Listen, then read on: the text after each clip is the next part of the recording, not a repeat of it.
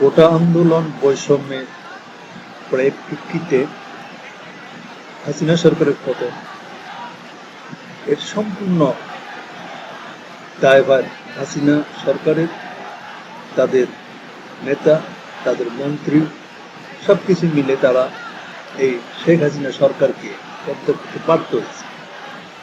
বৈষম্য আন্দোলনকারী ছাত্রছাত্রীরা উপলক্ষ নেয়। যেমন ধরুন, বৈষম্য আন্দোলনের পরিপ্রেক্ষিতে যে রায়টা হাইকোর্ট দিয়েছে, 56% কোটা বৃদ্ধি করেছে, তারা কারা?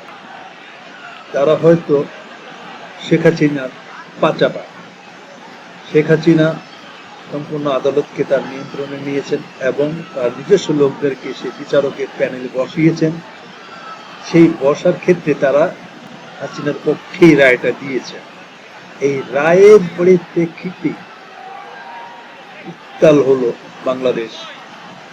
কোটা বৈষম্যের আন্দোলনের ডাক আসলো।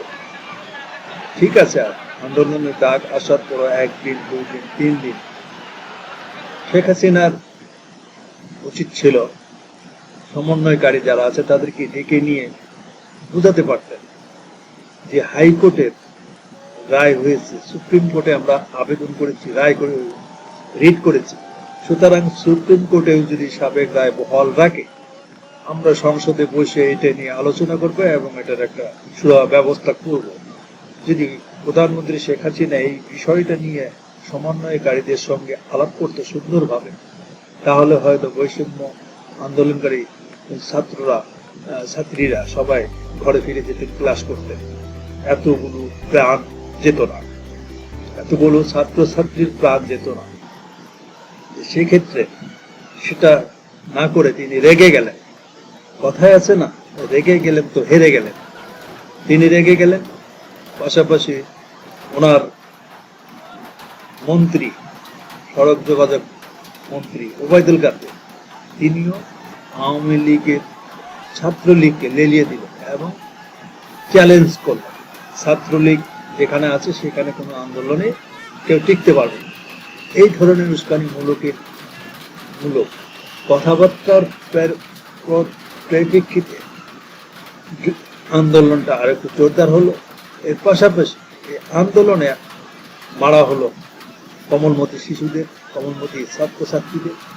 এতে আরো ক্ষিপ্ত হয়ে সারা দেশ, অভিভাবকরা যোগ দিল, আমিও যোগ দিয়েছি, আমিও আহত হয়েছি টিয়ার শেলে, রাবার বুলেটে। তো যাই হোক, আমি এসব প্রমাণ হিসেবে রেখে দিয়েছি। আমার কাছে টিয়ার শেল খোসা রয়েছে, রাবার বুলেটের খোসা রয়েছে, তারপরে রাবার বুলেটের খোসা রয়েছে। এটা আমরা রাস্তা থেকে উড়িয়ে নিয়ে এসে আমি রাখছি যে এইটাই হলো স্বাধীনতা। এখন স্বাধীনতা আমরা আনতে পেরেছি। বিপূর্বে যে সরকারগুলো ছিল তারা কিন্তু একইভাবে চলছে।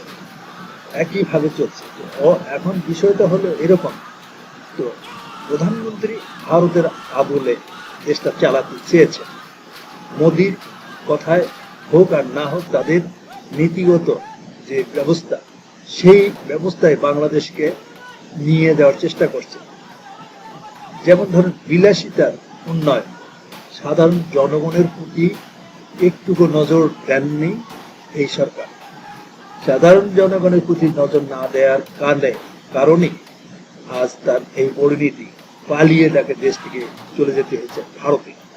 সে ভারতে অবস্থান করছেন, সেখান থেকে সে লন্ডনে যেতে পারবেন কিনা সন্দেহ। যাই হোক, ভারতের আদলে এই দেশ পরিচালনা যখন শুরু হলো, তখন থেকে জনসাধারণ বিভিন্ন ভাবে হয়রানির শিকার হচ্ছে। বাজারে দ্রব্যমূল্য বৃদ্ধি, চাকুরি নাই, সব প্রতিষ্ঠানে কর্মকর্তা হিন্দু, সব প্রতিষ্ঠানে কর্মকর্তা হিন্দু। তো এই ধরনের দুর্নীতি, প্রতিটা প্রতিষ্ঠানে দুর্নীতি, ঘুষ ছাড়া কোনো কাজ হয়নি, চাকুরিতে ঘুষ ছাড়া চাকরি হয়নি। ইভেন ছোট্ট একটি কাজের জন্য ঘুষ দিতে হয়েছে। এই ঘুষখোর উঠছেন শেখ হাসিনা। এই ঘুষখোর দুর্নীতিবাজদেরকে পুষে রেখে তিনি মনে করছেন আমি দীর্ঘদিন এই মসনদে বসে থাকতে পারব, কিন্তু পিছনে জনগণ, সেটা তিনি কোনোদিনই ভাবেন না।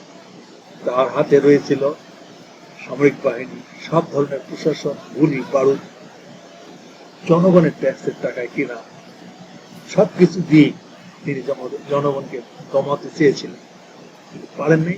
ছাত্র সমাজ, বৈষম্য কোটা আন্দোলনকারী, সমন্বয়কারী যারা রয়েছেন তাদেরকে সাবাস দেই, এবং তাদের অগ্রণী ভূমিকা, জীবনকে বাজি রেখে তারা যে ভূমিকাটা নিয়েছে সেটা আসলে ৭১-এর চেয়েও বেশি আমি মনে করি। যাই হোক, পরবর্তী সাধারণ জনগণ যেটা চায় সেটি হলো কোন রাজনৈতিক দলের,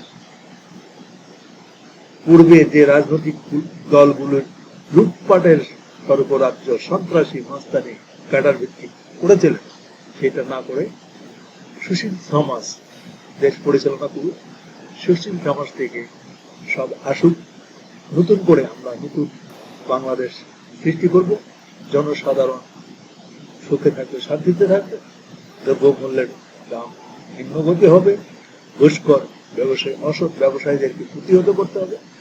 এই ধরনের কার্যক্রমগুলো করতে পারলে আমরা আবারও ঘুরে দাঁড়াতে পারবো।